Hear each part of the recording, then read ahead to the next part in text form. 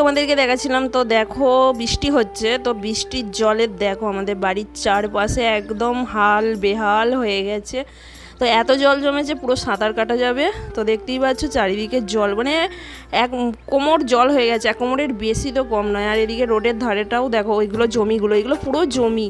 তো ধান চাষ করেছিল, ধানের অবস্থা বুঝতেই পারছো, সব একদম ডুবে একদম বেহাল হয়ে গেছে।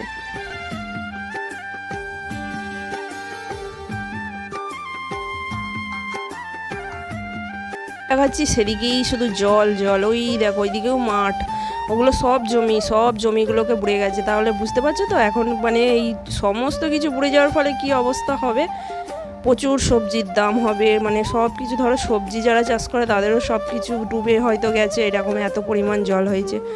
তো চলো সকালবেলা ছাদে এসে একটু বৃষ্টিটা থেমেছে, আবার বেলা দিকে বৃষ্টি শুরু হয়েছিল, এই দেখো।